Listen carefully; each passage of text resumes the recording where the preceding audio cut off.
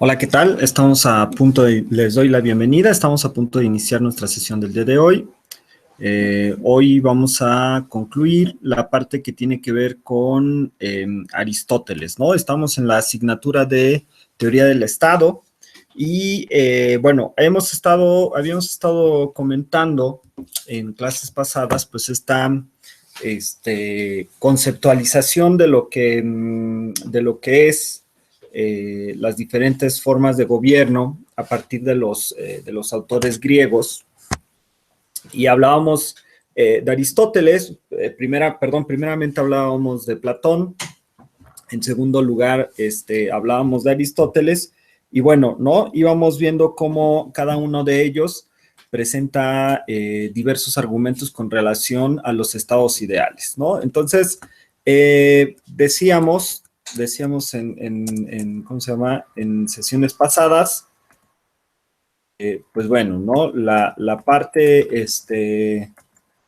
de Aristóteles, ¿no? En la que se presenta, digamos que en diferencia con el maestro, recordemos que Aristóteles fue alumno de Platón, estudia 22 años en su escuela, y de manera posterior, pues bueno, a la muerte de Platón, Aristóteles decide separarse de la escuela platónica. Su sobrino de Platón continúa con el trabajo, pero decíamos, Aristóteles no siente que exista algo donde, alguna continuidad, ¿no? Y por lo tanto se separa, por lo tanto se quita, ¿no? Del contacto con esta escuela y decide realizar su escuela, que se llama el Liceo. Entonces, este liceo estaba a las afueras de Atenas, porque precisamente Aristóteles era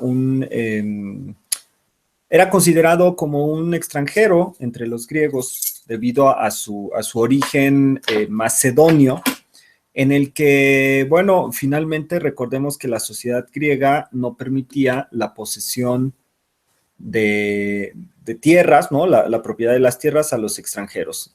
Les limitaba, ¿no? Les limitaba una serie de cuestiones a los extranjeros, entre ellas, por ejemplo, la participación política, lo cual se ve reflejado mucho en algunos aspectos de la filosofía aristotélica con relación a las formas ideales de gobierno, ¿no? Entonces, en ese sentido, pues bueno, se estructura una forma, pues, de pensamiento, ¿no? Y decíamos hace rato, bueno, esta idea la veníamos manejando ya con antelación. Existe una gran diferencia o la diferencia sustancial que vamos a encontrar dentro del pensamiento platónico en contra del pensamiento aristotélico. Va a ser fundamentalmente que Platón, cuando plantea sus ideales, ¿no? Sus formas de gobierno ideales, no presenta, ¿no? No presenta evidencia concreta y no presenta ejemplos en la realidad en donde se estén presentando las formas de gobierno que él plantea, ¿no? Lo cual, por supuesto, lleva a Aristóteles a no estar de acuerdo, ¿no? No estar de acuerdo con diversos planteamientos que hace Platón, y no por errados, ¿no? En ningún momento, por ejemplo, Aristóteles considera que su maestro está errado o demás, sino simplemente, pues, genera una distancia, ¿no? Esta distancia intelectual, aunque en algunos momentos, pues, se genera una coincidencia. Y entonces Aristóteles es mucho más concreto, es menos idealista, es mucho más realista, ¿no? Y prueba de ello es esta cuestión que vamos a tratar el día de hoy, que tiene que ver precisamente con el conflicto entre lo ideal y lo real. Decíamos, hasta el momento hemos pues, hecho un bosquejo de los ideales políticos de Aristóteles, sin plantear ningún respecto hacia las diferencias, ¿no?, y dificultades que aparecerían en el caso de que los ideales se pusieran en relación con las instituciones y las prácticas reales de la ciudad. Cuando hablamos de un ideal, ¿no?, debemos decir que el ideal en sí es casi tan deductivo, el de Aristóteles, como el de Platón, y al parecer se formó mediante una especie de análisis dialéctico de los defectos de la teoría anterior. Es evidente que las discrepancias entre la práctica y los fines que realmente se persiguen en el gobierno son mucho más importantes para Aristóteles que para Platón. Platón nos planteaba que para que un ideal sea válido no necesita encarnarse en un ejemplo real, ¿no?, que es parte de lo que decíamos. En este caso, ¿no?, nunca Platón acepta la costumbre como título de sabiduría que, por ejemplo, sí le adjudicaba la filosofía aristotélica, ¿no? Esta cuestión de la experiencia, esta cuestión vaya, cuando hablamos de costumbres, pues precisamente estamos hablando de cosas que son recurrentes en una sociedad.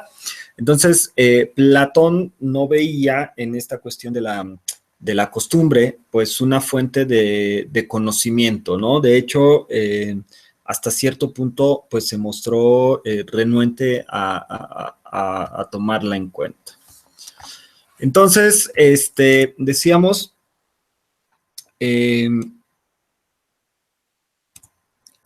vaya, que si los hechos no cuadran con los ideales, Platón siempre nos dirá, ¿no?, que pues peor para los hechos, ¿no?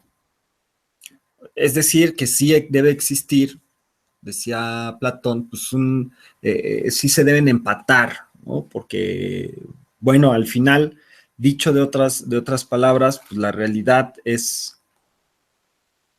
tan adversa que, bueno, pues mejor sería buscar el ideal, ¿no? Y justamente nosotros podemos plantear una serie de reflexiones con relación a eso. Recuerden, ¿no?, que esta diferenciación entre lo ideal y lo real, pues siempre va a existir. Y bueno, es evidente entre este alumno y este maestro. Pero finalmente no podemos únicamente desechar el ideal por simple pues falta de concreción, ¿no?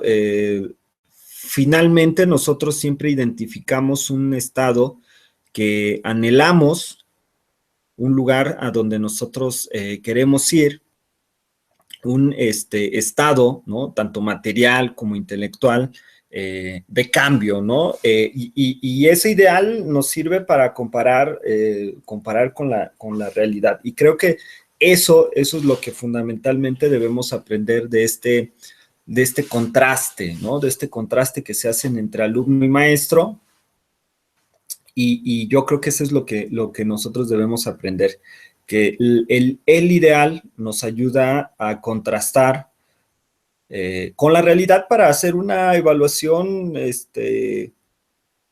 pues pertinente, ¿no? Una evaluación que a nosotros nos permita pues poner en una balanza, vaya, en este caso, nuestros proyectos personales, digo, hablando de manera personal, pero también, por ejemplo, en las cuestiones de la forma en la que se estructuran nuestros estados, ¿no?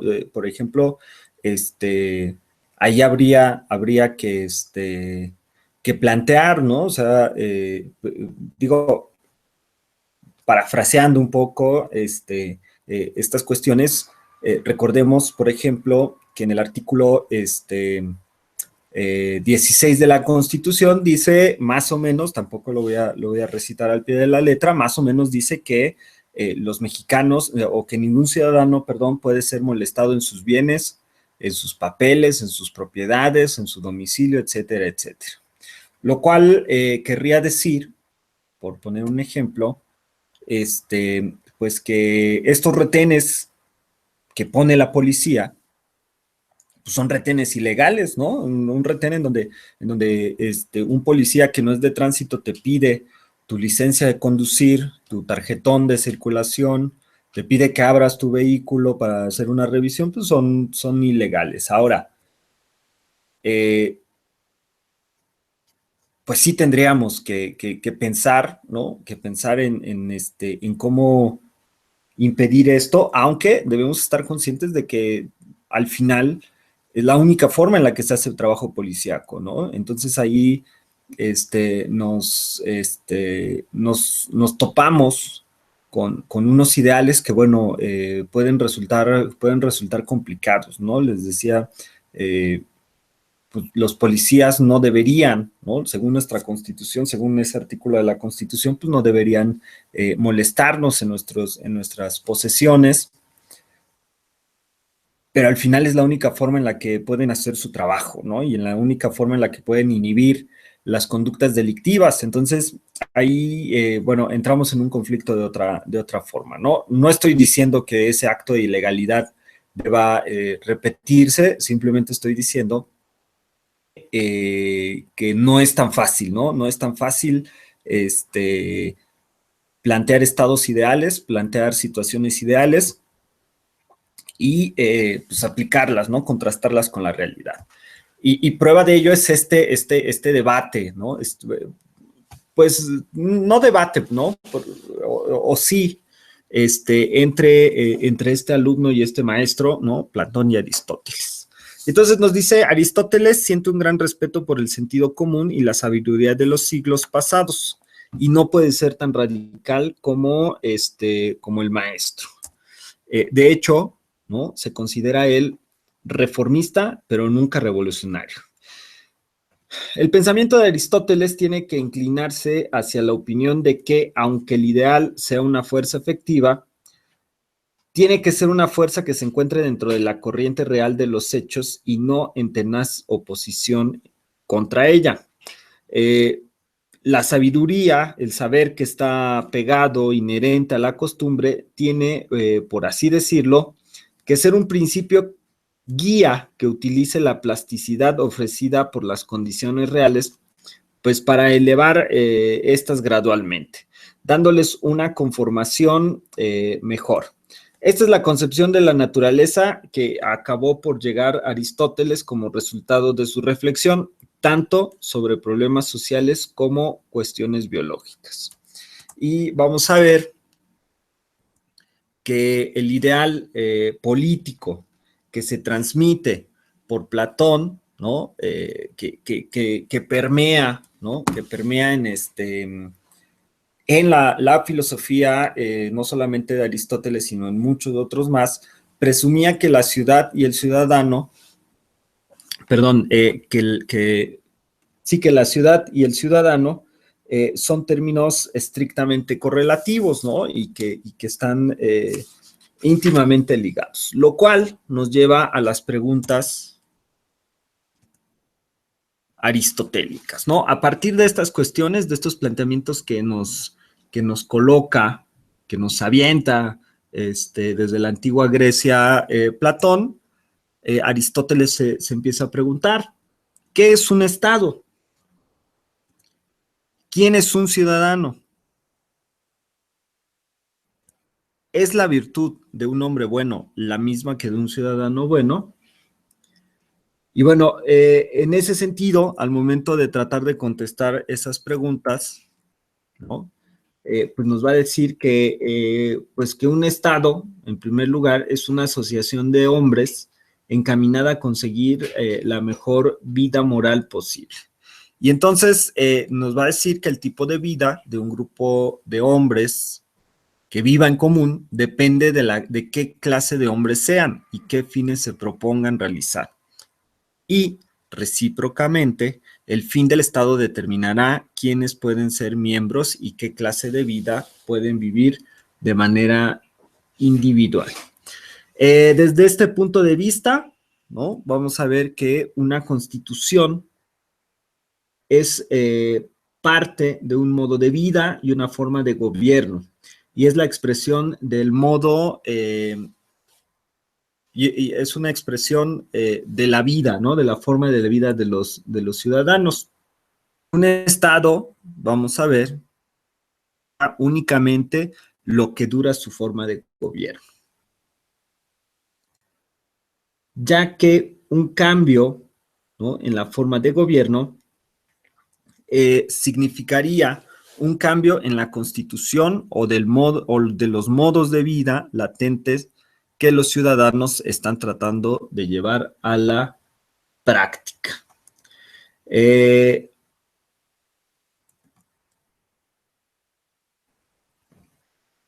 Y nos habla, ¿no? Empezamos a hablar acerca de la formulación del estado ideal, ¿no? Y vamos a ver que en la medida que se trate de formular un modelo de un estado ideal, no es una cuestión insuperable, ¿no? En efecto, un estado dominado por el modo de vida más alto posible, y al menos, ¿no?, Platón ya había puesto una gran comprensión sobre este tema. Nos dice, Aristóteles incluye esta nueva metodología, pues, para analizar estas cuestiones de los estados ideales, ¿no? Y nos dice, nosotros podemos aprender de esta cuestión que si se comienza la observación y descripción de los estados reales, pues tenemos que hacer separaciones, ¿no?, o distinciones reales. Nos dice, el hombre bueno y el ciudadano bueno no son idénticos. ¿Qué quiere decir esto? Bueno, pues que finalmente ciudadano, ¿no? Ciudadano y hombre, ¿no? No necesariamente son juntos, ¿no?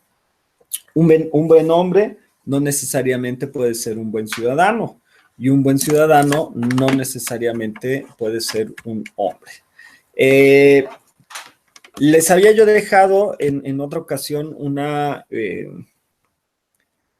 tarea acerca de los estados, o más bien de las formas puras, formas impuras, y Aristóteles piensa mucho en esa dimensión, ¿no? Debemos recordar, por ejemplo, que Platón, influido por Sócrates, no pueden pensar en una separación entre hombre y ciudad, ¿no? El hombre, la ciudad, y de hecho, por ejemplo, cuando Platón habla acerca de la cuestión de la administración de la ciudad, pues bueno, él dice que la ciudad es como una familia, pero en grande, ¿no? Que el Estado es una familia, pero en mayor tamaño. Y bueno, decíamos, existe una diferenciación en ese sentido.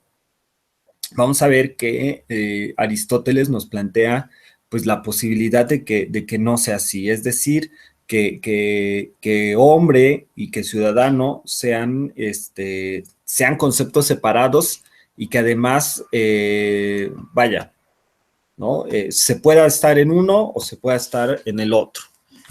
Y nos dice también que en los estados reales tiene que haber diferentes especies de ciudadanos con diferentes clases de virtud.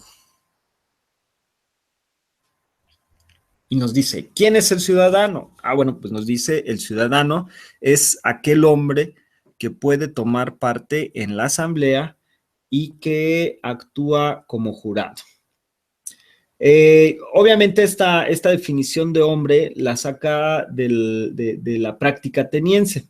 Se ve obligado a señalar el punto que la diferenciación no puede encajar más que en un estado democrático.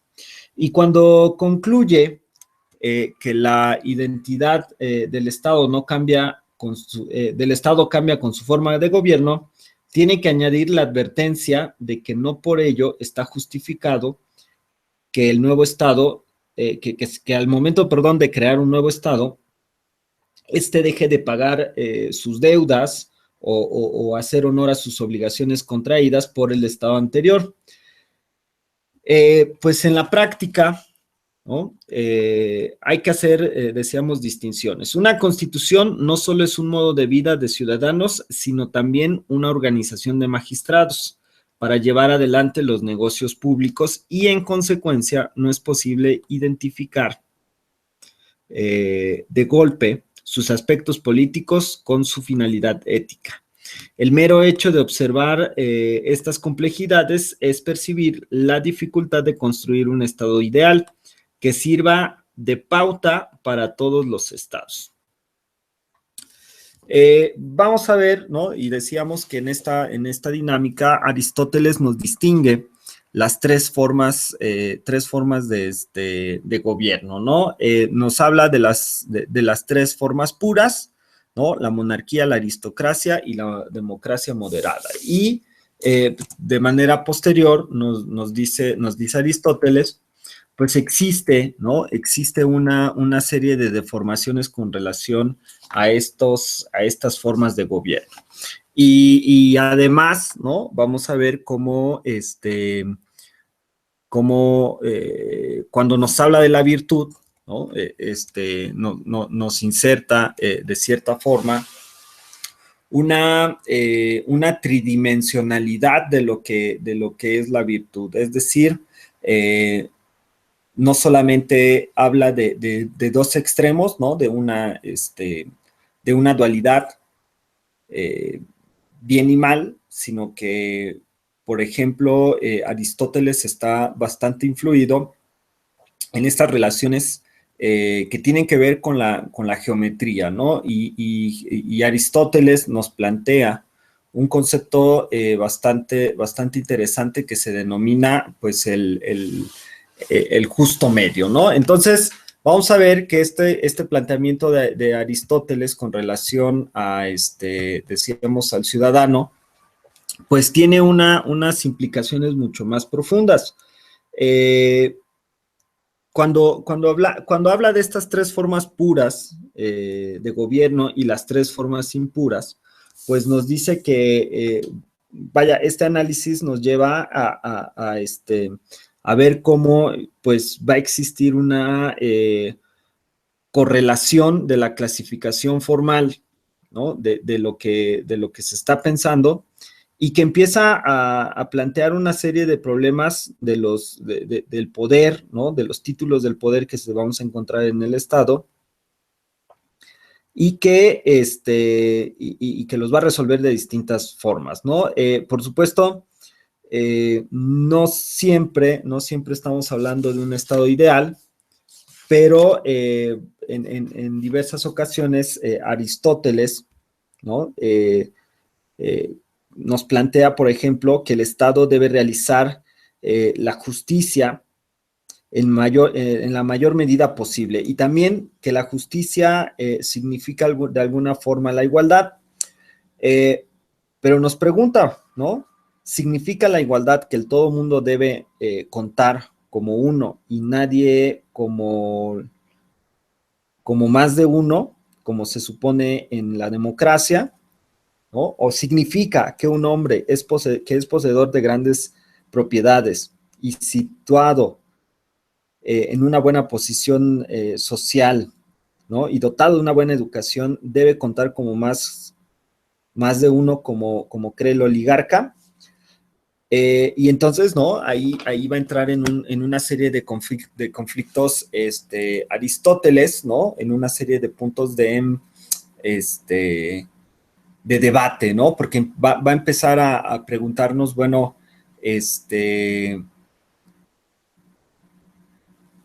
¿en dónde, cómo, vamos a distinguir entre estas dos formas de gobierno, ¿no? Nos dice, la oligarquía y la democracia van a tener las dos una serie de ventajas que pueden permitir el buen gobernar, ¿no? Entonces, por ejemplo, Aristóteles ve en la democracia no solamente una forma interesante de incluir a los demás, porque, bueno, ¿no? Debemos pensar y debemos entender que Aristóteles está muy influido pues, por lo que él está viendo en Atenas, ¿no? Influido y no. Por eso se lo pregunta, ¿no? Porque recordemos que en la Atenas que le toca vivir a Aristóteles, pues es una Atenas que distingue, decíamos hace rato, entre los extranjeros, ¿no? Y los propios de Atenas. Entonces, cuando él habla acerca de estas cuestiones que tienen que ver con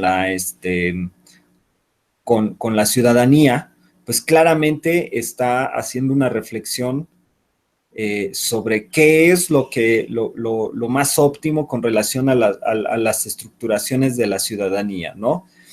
Y sobre todo nos dice, bueno, hasta qué punto vamos a incluir o es pertinente incluir a determinadas personas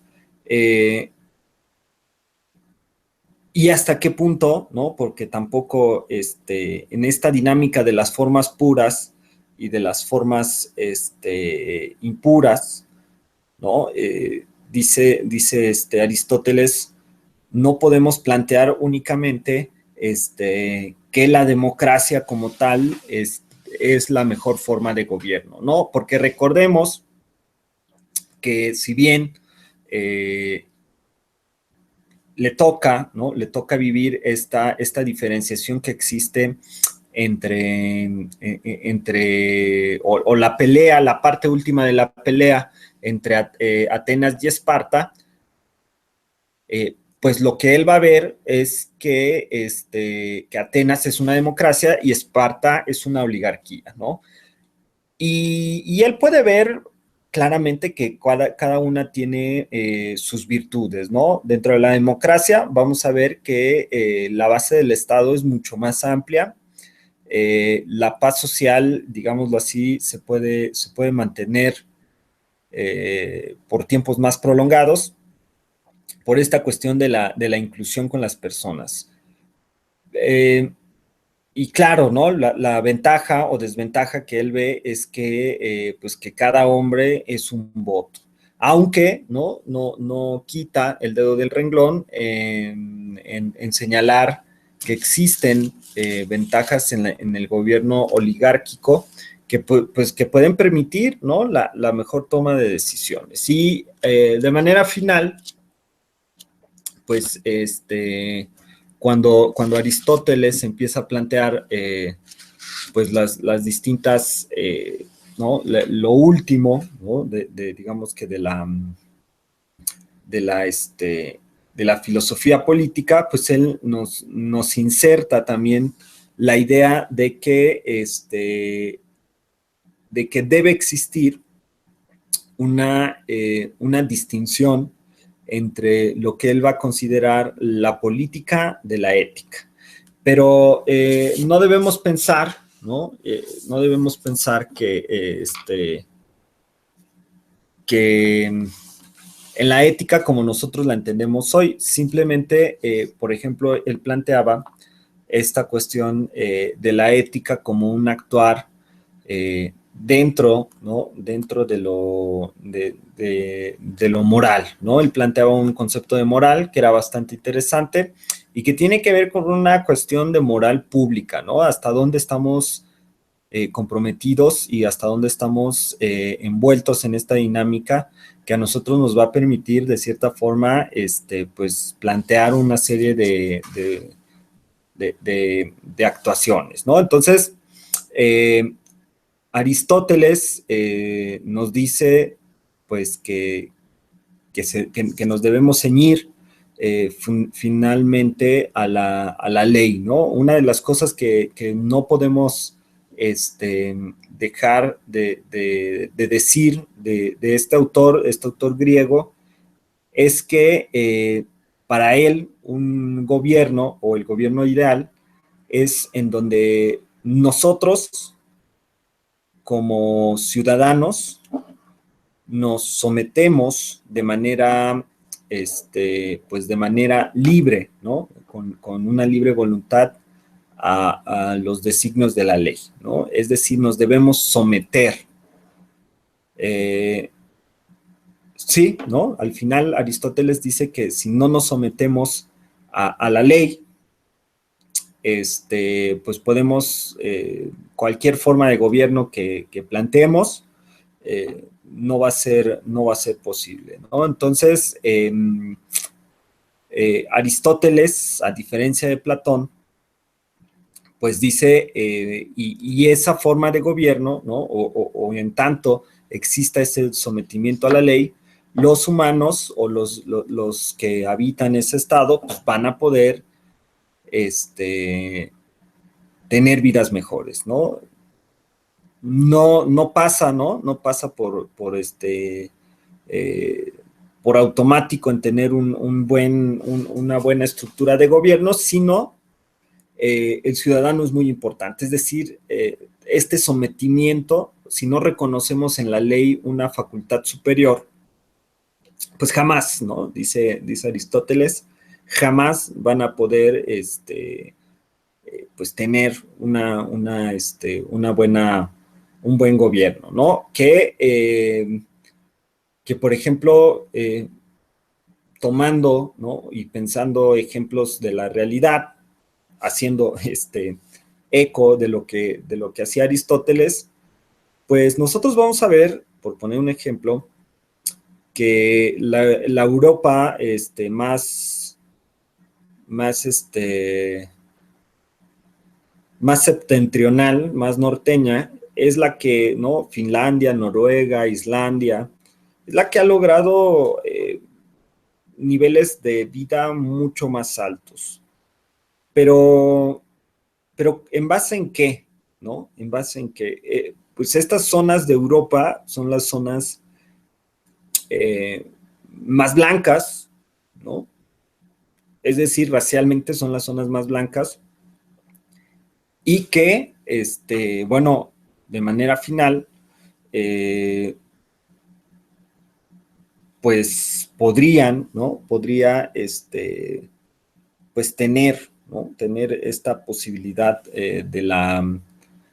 ¿cómo se llama? De la homogeneidad y repito, son los que han logrado tener niveles de vida interesantes, ¿no? Mucho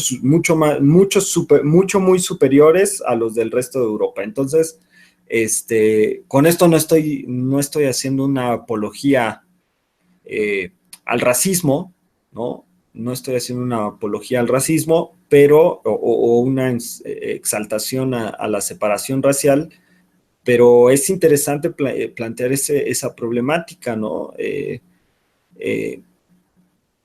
Entre más iguales, mejores calidades de vida. Claro, obviamente, pues, ¿no? Hay que tener los recursos, hay que tener la inversión, hay que tener el capital, porque, bueno, pues, hay muchos países que todo el mundo que son muy homogéneos racialmente, pero al final, pues, no tienen las posibilidades para surgir. Pero el comentario va en relación de que se pueden ordenar de mejor manera, pues, diversas situaciones. Bien, por el momento es todo. Nos estamos viendo en la próxima sesión. Muchas gracias y hasta luego.